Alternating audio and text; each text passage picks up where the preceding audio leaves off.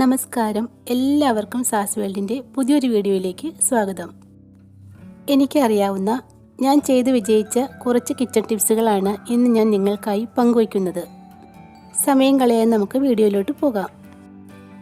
എത്ര വൃത്തിയോടെ കഴുകി അടച്ചു വെച്ചേക്കുന്ന ഫ്ലാസ്ക് ആയാലും കുറച്ച് ദിവസം കഴിഞ്ഞ് തുറന്നു നോക്കുമ്പോൾ വല്ലാത്ത ദുർഗന്ധമായിരിക്കും അതിൽ നിന്നും വരുന്നത്. ഫ്ലാസ്കിൻ്റെ ഈ ദുർഗന്ധം മാറാനുള്ള ഒരു ചെറിയ ടിപ്പാണ് കേട്ടോ ഞാനിവിടെ പറയുന്നത്. ഫ്ലാസ്കിലെ ദുർഗന്ധം മാറിക്കിട്ടുന്നതിനായിട്ട് കുറച്ച് കരിക്കട്ടകൾ ഫ്ലാസ്കിനുള്ളിലിട്ട് അടച്ചു വെച്ചാൽ മതിയാകും. ഫ്ലാസ്കിനകത്തുള്ള ദുർഗന്ധം നമ്മൾ ഇട്ട് കൊടുത്ത കരിക്കട്ടകൾ വലിച്ചെടുത്തോളും.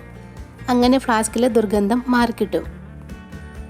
മാർക്കറ്റിൽ പോയി തേങ്ങ വാങ്ങുന്നവർക്കുള്ള ഒരു കിടിലൻ ടിപ്പാണ് കേട്ടോ അടുത്തത്. ആദ്യം തന്നെ തേങ്ങയുടെ നിറം നോക്കണം. നല്ല വിളഞ്ഞ തേങ്ങയ്ക്ക് ബ്രൗൺ നിറമായിരിക്കും. വിളയാത്ത തേങ്ങ, അതായത് കരിക്കാണ് ഈ കളറിൽ കാണുന്നത്. തേങ്ങ എടുത്തൊന്ന് കുലുക്കി നോക്കിയാൽ നല്ലതാണോ ചീത്തയാണോ എന്ന് നമുക്ക് അറിയാൻ പറ്റും. നന്നായിട്ട് കുലുങ്ങുന്ന തേങ്ങയാണ് വിളഞ്ഞ തേങ്ങ. കുലുങ്ങാത്തതും കനം കൂടിയതുമായ തേങ്ങ കരിക്കായിരിക്കും. തേങ്ങയുടെ കണ്ണുകൾ നോക്കിയാൽ നല്ല തേങ്ങയാണോ ചീത്ത തേങ്ങയാണോ എന്ന് നമുക്ക് പെട്ടെന്ന് അറിയാൻ പറ്റും. നല്ല വിളഞ്ഞ തേങ്ങയുടെ കണ്ണുകൾ അകത്തോട്ട് കുഴിഞ്ഞാണ് ഇരിക്കുന്നത്. എന്നാൽ വിളയാത്ത തേങ്ങ, അതായത് കരിക്ക് തേങ്ങയുടെ കണ്ണുകൾ പുറത്തേക്ക് ഉന്തിയിരിക്കും. ഇങ്ങനെ പുറത്തോട്ട് ഉന്തിയിരിക്കുന്ന കണ്ണിൽ നഖം വെച്ചൊന്ന് കുത്തിയാൽ നഖം ആഴ്ന്നു പോകുന്നത് കാണാം.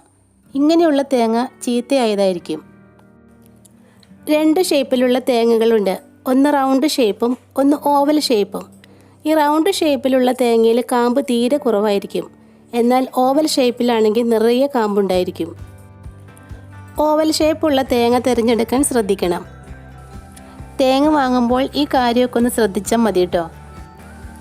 നമ്മൾ അടുക്കളയിലേക്ക് വാങ്ങിക്കുന്ന തേങ്ങ എവിടെ ഉണ്ടായതാണ്, ആരുടെയൊക്കെ കൈകളിൽ കൂടെ വന്നതാണ് എന്നൊന്നും നമുക്കറിയില്ല. വാങ്ങിക്കൊണ്ട് വന്നതിന് ശേഷം നമ്മൾ നേരിട്ട് അത് പൊട്ടിച്ച് ചുരണ്ടിയൊക്കെ എടുക്കാറാണ് പതിവ്. അങ്ങനെ ഒരിക്കലും ചെയ്യരുത്. പുറത്തുനിന്നും വാങ്ങുന്ന തേങ്ങയിൽ കീടാണുക്കളും അഴുക്കും പൊടിയും എല്ലാം പറ്റിപ്പിടിച്ചിരിപ്പുണ്ടാകും. അപ്പോൾ അത് നന്നായിട്ടൊന്ന് കഴുകി വെള്ളം പോയതിന് ശേഷം മാത്രം പൊട്ടിച്ച് ചുരണ്ടിയെടുക്കണം. ഒരു റബ്ബർ ബാൻഡും 3-4 ഈർക്കിലിയും ഉണ്ടെങ്കിൽ നമ്മുടെ അടുക്കളയിലേക്ക് ആവശ്യമായ ഒരു ഐറ്റം ഉണ്ടാക്കിയെടുക്കാം. ഈർക്കിലിതാ ഇത്രയും നീളത്തിൽ മുറിച്ചെടുക്കാം. ഇനി ബാക്കിയുള്ള മുറി കൂടി ഇതിനോടൊപ്പം ചേർത്ത് ഈ നീളത്തിന് തന്നെ മുറിച്ചെടുക്കണം. ഇനി ഇതെല്ലാം കൂടി ഒരു റബ്ബർ ബാൻഡ് ഇട്ട് കെട്ടിവെക്കാം. നമ്മുടെ കിച്ചൺ സിങ്കിൻ്റെ ഹോൾസ് ഇതുപോലെ കഴുകി വൃത്തിയാക്കാൻ ഇത് വളരെ നല്ലതാണ്. സിങ്കിനകത്ത് വീഴുന്ന വേസ്റ്റ് സാധനങ്ങൾ ഇനി കൈകൊണ്ട് എടുക്കണ്ട. ഇങ്ങനെ തോണ്ടിയെടുത്ത് മാറ്റിയാൽ മതി. വിറകടുപ്പൊക്കെ ഉള്ളവരാണെങ്കിൽ തീപ്പെട്ടി ഉപയോഗിക്കുന്നവരായിരിക്കുമല്ലോ. അപ്പോൾ അവർക്കുണ്ടാകുന്ന ഒരു വലിയ പ്രശ്നമാണ് തീപ്പെട്ടി കത്താതിരിക്കുന്നത്. അതും പ്രത്യേകിച്ച് ഈ മഴക്കാലത്ത്. തീപ്പെട്ടിക്കൊള്ളിയിൽ നനവ് വരാതിരിക്കാനായിട്ട് നമുക്ക് ഒരു കഷ്ണം ചോക്ക് തീപ്പെട്ടിക്കുള്ളിലേക്ക് ഇട്ട് കൊടുക്കാം. എന്തെങ്കിലും തരത്തിലുള്ള ഈർപ്പം തീപ്പെട്ടിക്കുള്ളിലുണ്ടെങ്കിൽ നമ്മുടെ ചോക്ക് ആ ഈർപ്പം വലിച്ചെടുത്തോളൂ. ഒരു ബോട്ടിലിലേക്ക് തീപ്പെട്ടി ഇട്ടതിന് ശേഷം അതിലേക്ക് 1 സ്പൂൺ അരിപ്പൊടി ഇട്ട് കൊടുക്കാം.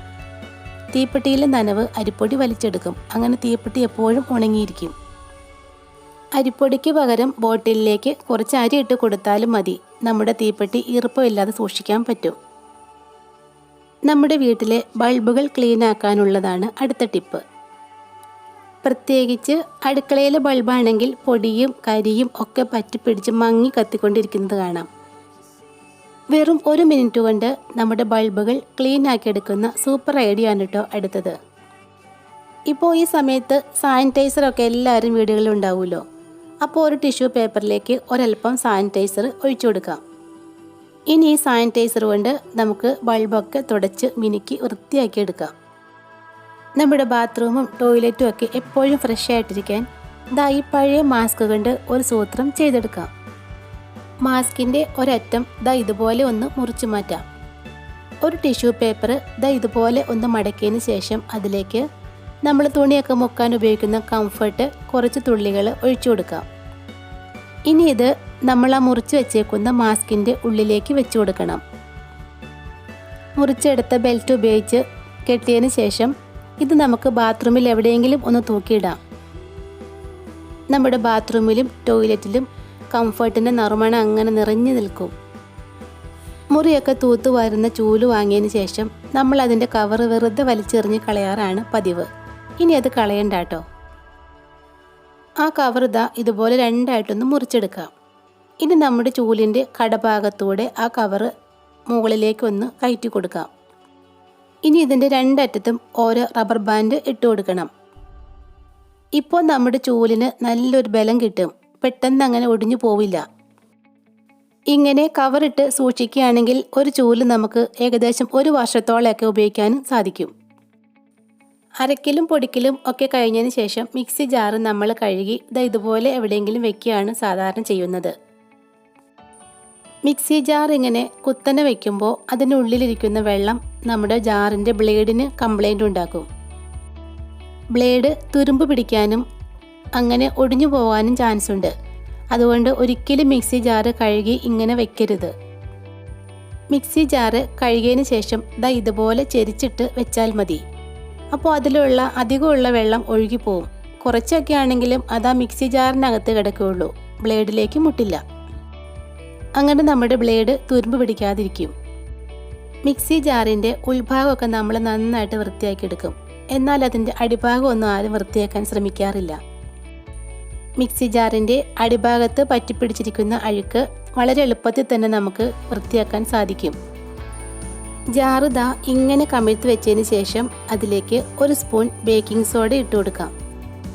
ഇനി ഇതിലേക്ക് കുറച്ച് വിനാഗിരി ഒഴിച്ചതിന് ശേഷം ഇതിങ്ങനെ തന്നെ ഒരു 5 മിനിറ്റ് വയ്ക്കണം. 5 മിനിറ്റിന് ശേഷം ഒരു ചെറിയ ബ്രഷ് ഉപയോഗിച്ച് ഒന്ന് കഴുകിയെടുത്താൽ മതി.